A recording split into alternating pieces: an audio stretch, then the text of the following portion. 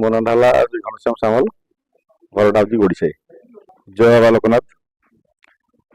ମନ୍ଦିର ତ ଗୋଟେ ହଉଛି ଆଲୌକିକ ପୃଷ୍ଠଭୂମି ଉପରୁ ମନ୍ଦିରର ସୃଷ୍ଟି ହେଇଛି।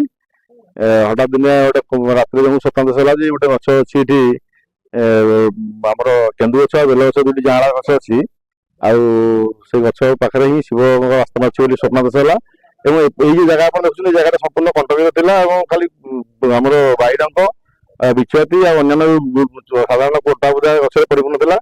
ସକାଳ ଆସି ଆମେ ଖୋଜିଲୁ, ପ୍ରକୃତ ସେଇଭଳିଆ ଗୋଟେ ସିଚୁଏସନ ପାଇଲୁ। ଗୋଟେ ବେଲ ଗଛ ଆଉ ମାନେ କେନ୍ଦୁ ଗଛ ଅଛି।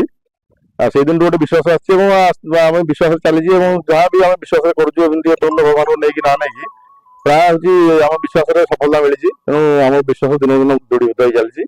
ତେଣୁ ବାବାଙ୍କ ଆଶୀର୍ବାଦ ଅଛି ଆମ ଉପରେ ଅଛି ବୋଲି ଆମେ ବିଶ୍ୱାସ କରୁଛୁ। ଆଉ ଏଠି କୋଉ କୋଉ ଠାକୁରଙ୍କୁ ଆମର ଏଠି ବାବାଙ୍କ ମନ୍ଦିର ପ୍ରତିଷ୍ଠା ହେଲା ପରେ ପାର୍ଶ୍ୱ ଦେବାଦେବୀ ଆମେ ଦେଖୁଛନ୍ତି। ଆମର ହନୁମାନ ସାମ୍ନାରେ ଅଛନ୍ତି, ହନୁମାନ ଅଛନ୍ତି। ସେଇ ଏକ ଅଲୌକିକ ଘଟଣା, ଜଣେ ଯାଇଥିଲେ ଆମ ନାଳକୁ, ଦେଖିଲେ ହଠାତ୍ ଗୋଟେ ମୂର୍ତ୍ତି ପଡିଛି ସେ ପାଣି ଭିତରେ। ସେ କଣ ବୋଲି ତାକୁ ପାଣି ହେଇଗଲା ବେଳେ ଦେଖିଲେ ଠାକୁରଙ୍କ ମୂର୍ତ୍ତି ଅଛି। ତାକୁ ଆଣି ପ୍ରତିଷ୍ଠା କରାହେଲା ଗୋଟେ ଅପରାହ୍ନ ସମୟରେ, ମଧ୍ୟ ମାନେ ଅସମୟରେ।